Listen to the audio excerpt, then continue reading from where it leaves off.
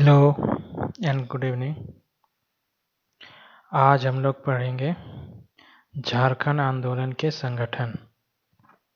इसमें हम लोग पढ़ेंगे कि कौन कौन से दल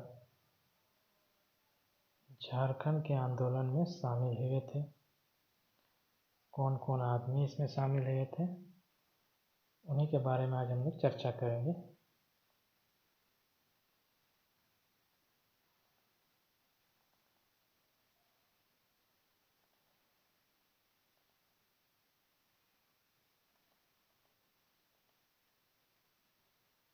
पहले पढ़ेंगे हम लोग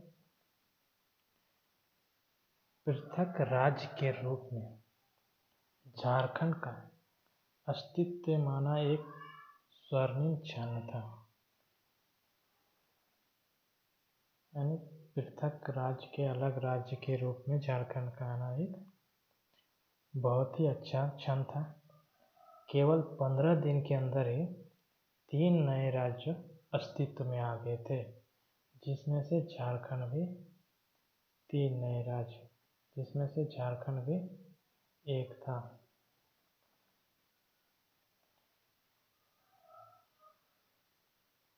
जिसमें से झारखंड भी एक था। यदि उत्तराखंड और झारखंड दोनों के आंदोलनों की तुलना करेंगे तो उत्तराखंड का आंदोलन व्यवस्थित था और एकजुट था, जबकि झारखंड के आंदोलन में इसका अभाव रहा। तो उत्तराखंड का आंदोलन में व्यवस्था थी, उन लोग में एकजुटता थी। वैसा एकजुटता झारखंड के आंदोलन में हम लोग को नहीं दिखाई देती।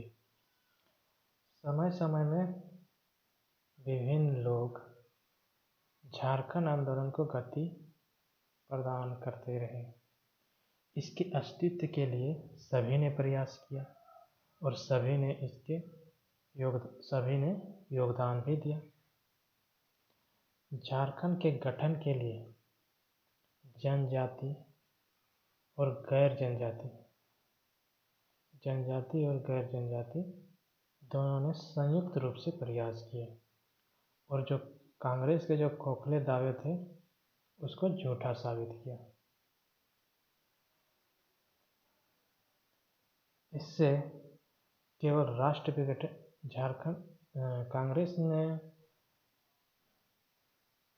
कांग्रेस सरकार के तहत इन लोगों के आंदोलन को झूठा साबित किया जा रहा था। नए राज्य की योजना को गलत बता रहा था और इससे राष्ट्र विघटन को बढ़ावा मिलेगा, ऐसा कांग्रेस दावा कर रहे थे। सिद्धू कानू, बिरसा और बुद्ध भगत सब ने स्वतंत्रता की लड़ाई लड़ी थी। प्रमुख दलों और संगठनों का वर्णन अभी हम लोग पढ़ेंगे।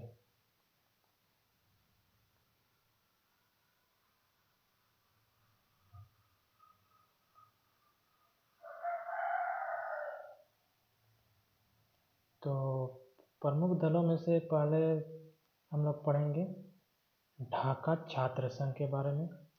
इसकी स्थापना 1910 में हुई थी, जो सेंट कोलंबस में स्थापना किया था। किसके द्वारा?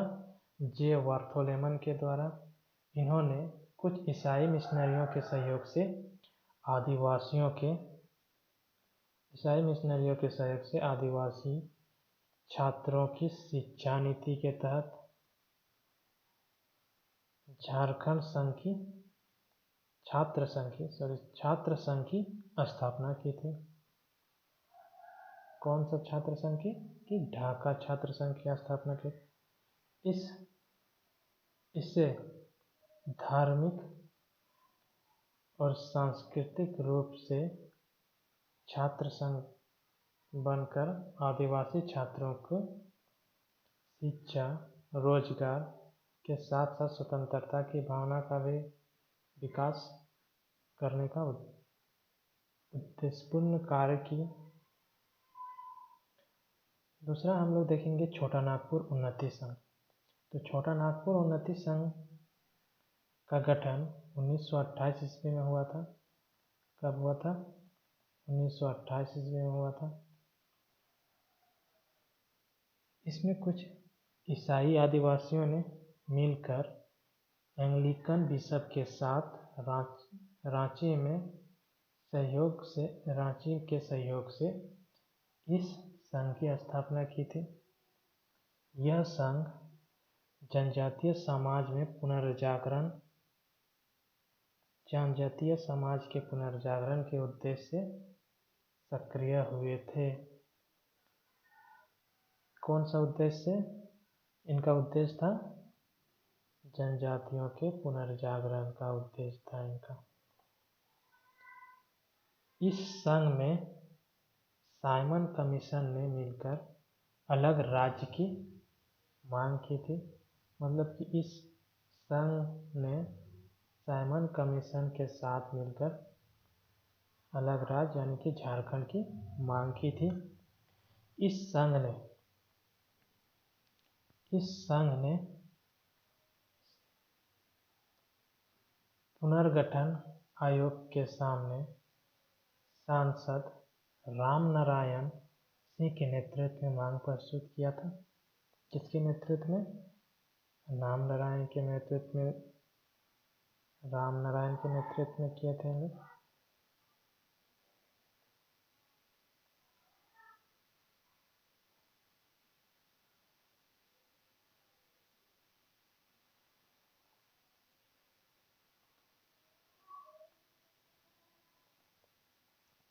अब देखेंगे किसान सभा के बारे में।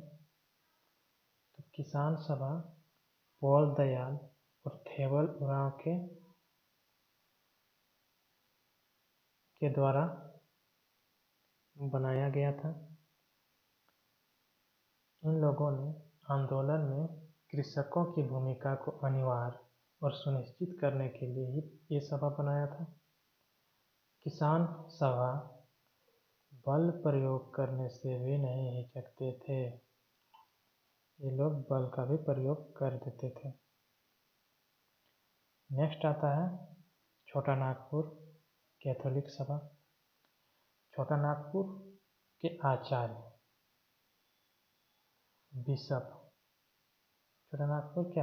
बिशप के सहयोग से इस सभा का गठन किया गया था।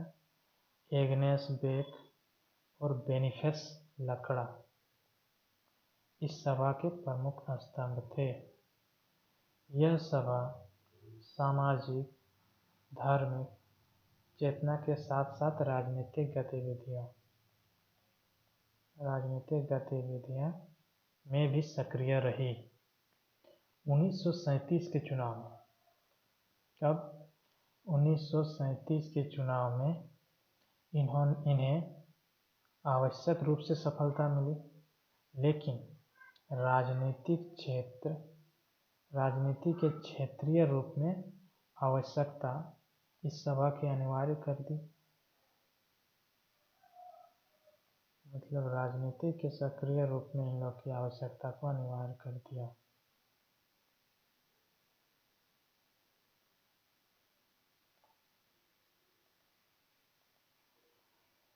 अब देखते हैं आदिवासी महासभा। तो आदिवासी महासभा का गठन 1937 में हुआ था और 1937 के चुनाव में कांग्रेस ने बहुमत प्राप्त किया। तब आग्नेस बेक ने झारखंड में सक्रिय सभी झारखंड में जितने भी छोटे बड़े संगठन थे सभी को एक मंच पर लाने की आवश्यकता महसूस किया। इस समीकरण से आदिवासी नेता सक्रिय राजनीति में आने के लिए प्रेरित हुए। इसी संगठन के द्वारा आदिवासी नेता राजनीति में की ओर प्रेरित हुए। तब आदिवासी महासभा का गठन हुआ। उसी टाइम आदिवासी महासभा का गठन हुआ। इनमें आदिवासी तथा गैर आदिवासी सभी शामिल थे। इसमें दोनों शामिल थे, आदिवासी भी शामिल थे और गैर आदिवासी भी शामिल थे। इस प्रकार एक बड़े राजनीतिक मंच की स्थापना हुई। बड़े राजनीतिक मंच की स्थापना हुई 1946 में। जयपाल सिंह सभा के अध्यक्ष बने। इस सभा के अध्यक्ष कौन बने? जयपाल सिंह, 1946 में।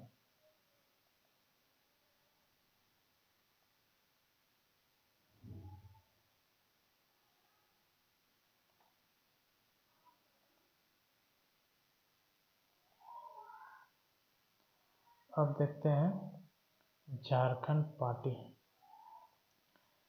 इस पार्टी का उदय आदिवासी महासभा के 1950 के कब? आदिवासी महासभा के 1950 के जमशेदपुर अधिवेशन में हुआ। कहाँ हुआ?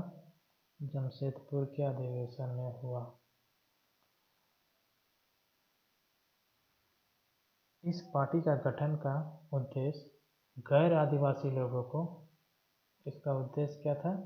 गैर आदिवासी लोगों को आंदोलन से पूरी लगन के साथ जोड़ना, क्योंकि आदिवासी महासभा से जुड़े गैर आदिवासी स्वयं को भली भांति प्रस्तुत नहीं कर पा रहे थे।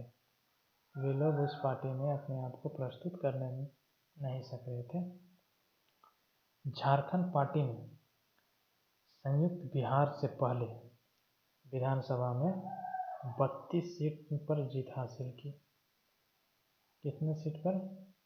32 सीट पर उन लोग, जब बिहार से अलग नहीं हुआ था तब 32 सीट पर जीत हासिल किया था। और पृथक झारखंड के गठन के मुद्दे बनाए। और वे लोग कौन सा मुद्दा बनाए थे? अलग झारखंड राज्य के मुद्दा बनाया था।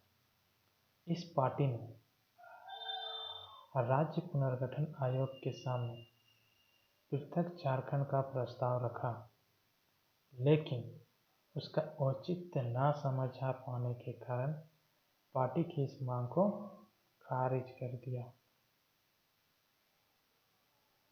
इन लोग तो अपना मांग रखा था झारखंड का, पृथक झारखंड का, लेकिन इन लोग इसका कारण समझा पाने में असमर्थ रहे, इसलिए उन लोग की इस मांग को खारिज कर दिया।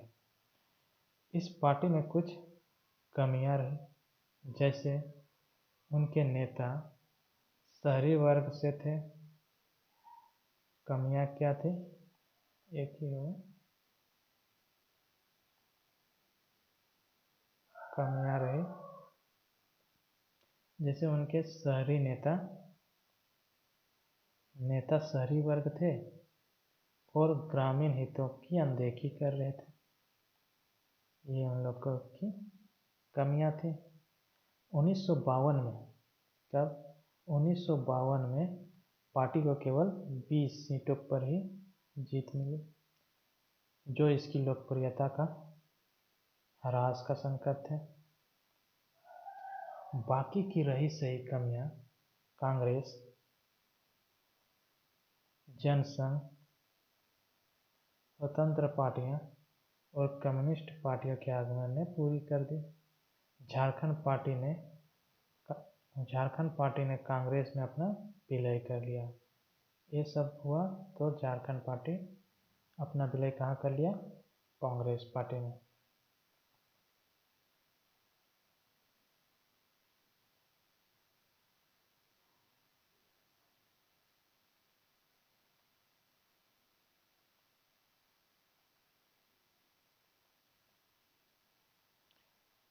इसके बाद हम लोग देखेंगे बिरसा मुंडा दल।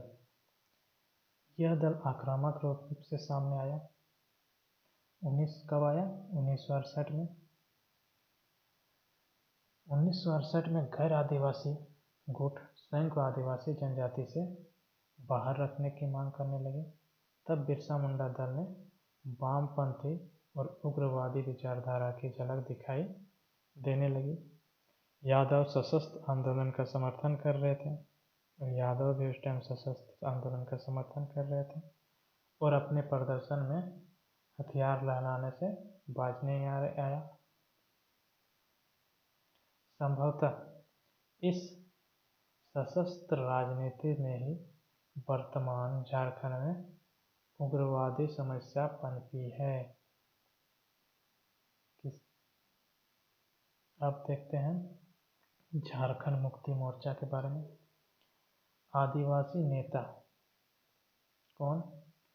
आदिवासी नेता और जनजातीय संस्कृति एवं परंपरा के पृथक प्रतीक शिबू सोरेन ने इस मोर्चे की स्थापना की। कौन इस मोर्चे का स्थापना की? शिबू सोरेन ने। यह मोर्चा सक्रिय राजनीति में सफल भी रहा। ये मोर्चा सफल भी रहा और झारखंड आंदोलन का नेतृत्व में सफलता से किया। ये आंदोलन, झारखंड के आंदोलन को ये सफलता से नेतृत्व प्रदान किया। बाद में कुछ मतभेदों के कारण इस दल में भी फूट पैदा हो गई और यह दो भागों में विभाजित हो गया। यहाँ दो होगा, यह दो भागों में विभाजित हो गई। यह दो भागों में विभाजित हो गई। इसके बावजूद इसने पृथक झारखंड का मुद्दा को नहीं छोड़ा। पार्टी तो टूट गया, दो भाग में भी विभाजित हो गया, लेकिन ये लोग जो अपना इन लोग का जो मुद्दा था झारखंड को अलग करने का, उसको ये लोग बरकरार रखा, उसको ये लोग कभी नहीं छोड़ा। शिबू सोरेन को इस मुद्दे पर व्यापक समर्थन मिला। देखिए, वो मुद्दा नहीं छोड़ा तो इन लोग को उसमें व्यापक समर्थन मिला, मतलब जनता को भी अलग झारखंड चाहिए थे। और झारखंड सहित शेष बिहार की राजनीति में भी सफलता प्राप्त की। यह झारखंड के हितों में अग्रणीय रहा। क्या रहा ये? झारखंड मुक्ति मोर्चा झारखंड के हितों में अग्रणीय रहा।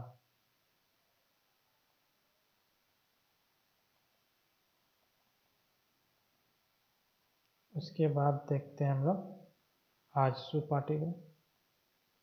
आजसू पार्टी संपूर्ण झारखंड छात्र संघ, यहाँ से झारखंड के युवा वर्ग को आंदोलन से जोड़ने के उद्देश्य से अस्तित्व में आया। इस संघ की स्थापना कब हुई थी? इस संघ की स्थापना 22 जून 1986 को हुई थी। किसने किया था? सूर्य सिंह बेसरा के नेतृत्व में हुई थी। युवा शक्ति के जोश और ज्ञान पर आधारित यह दल उग्र और हिंसात्मक आंदोलन को भी स्थान दिया गया। 26 जनवरी 1986 को जब आजसू ने बंद का ऐलान किया, तब इसका समर्थन झामुमो ने भी किया था।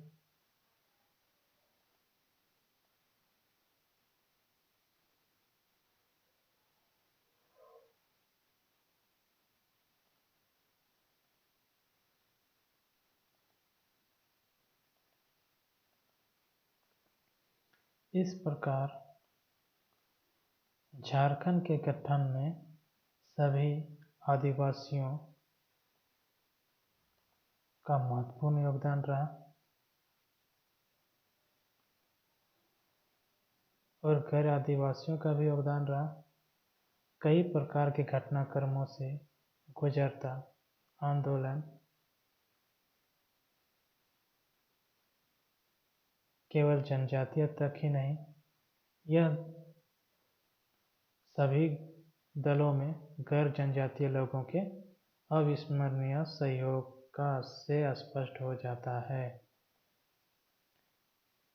मतलब कि गैर आदिवासियों का सभी दलों में सहयोग था। इससे ये स्पष्ट हो जाता है कि ये आंदोलन केवल आदिवासियों का नहीं था, इसमें सभी लोगों ने भाग लिया था और ये सभी लोगों का, सभी झारखंड के लोगों का ये आंदोलन था। ऐतिहासिक दृष्टि से झारखंड आंदोलन बहुत महत्वपूर्ण कहा जा सकता है, क्योंकि इसने राष्ट्रीय आंदोलन को भी तीव्र गति दी थी। ये ऐतिहासिक इसलिए कहा जाता है इसको, क्योंकि इन्होंने राष्ट्रीय आंदोलन को भी तीव्रता दी थी। इस जनजातीय क्षेत्र में सदैव अपने अस्तित्व को बचाने की लड़ाई लड़ी, शोषण, उत्पीड़न एवं अत्याचार की राजवंशी पोषित जमींदारी प्रथा हो या ब्रिटिश शासन में घोर निराशा का दौर अथवा एकीकृत बिहार में राज्य सरकार द्वारा पक्षपातपूर्ण शासन हो छोटा नागपुर, संथाल ने सब कुछ सहा। मतलब कि ये जो झारखंड था, ये सभी प्रकार के उत्पीड़नों को सहा। यहाँ के लोगों ने शोषण सहा, उत्पीड़न सहा, अत्याचार, जमींदारी प्रथा से शोषित हुए, ब्रिटिश की घोर निराशा सहा। सभी चीज़ों को ये लोग, झारखंड के लोग, सहा। उपनिवेश की डंक से पीड़ित झारखंड राष्ट्रीय स्वतंत्रता के बाद भी इसमें पीछे न रहा। मतलब उपनिवेश की डंक से पीड़ित के बावजूद भी झारखंड की जो स्वतंत्रता, मतलब अलग झारखंड के मांग से ये लोग कभी पीछे नहीं हटे। विदेशी उपनिवेशकों से मुक्ति तो मिली, लेकिन स्वदेशी उपनिवेश बनकर रहना पड़ा। जब आज़ादी बन गई तो झारखंड को अपने ही राज्य का उपनिवेशक बनकर रहना पड़ा।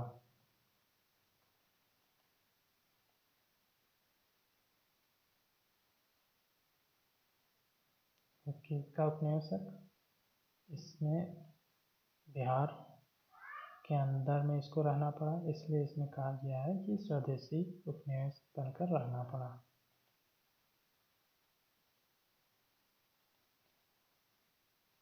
आदर्श की स्थिति तब होती जब झारखंड केंद्र शासित प्रदेश तभी घोषित कर दिया जाता जब भारत को स्वतंत्रता मिली थी।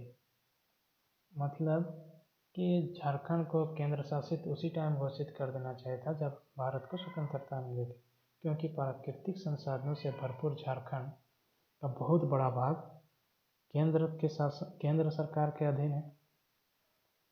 कई बड़े कारखाने, उद्योग, खनन उद्योग आदि परियोजनाएं केंद्र के अधीन है। जब सारे संसाधन केंद्र के अधीन है तो इसको केंद्र शासित प्रदेश तभी घोषित कर देना चाहिए था। जनसंख्या की दृष्टि से यदि यह संभव नहीं था तो पृथक राज्य के गठन में यह हो हल्ला नहीं होना चाहिए था। अंततः यह कहा जा सकता है कि झारखंड में अनेक विरोधियों का सामना किया और उत्पीड़न सहा, लेकिन अंत में अपने लक्ष्य पा ही लिया। मतलब कि झारखंड बहुत सारे विरोधों का सामना करना पड़ा। झारखंड के अलग राज्य बनने में इसको बहुत सारी परेशानी, बहुत सारे विरोध सहना पड़ा, लेकिन अंततः झारखंड को अलग राज्य घोषित कर दिया गया। तो आज के लिए बस इतना ही। कल हम लोग दूसरा टॉपिक के साथ फिर मिलेंगे। तब तक के लिए धन्यवाद।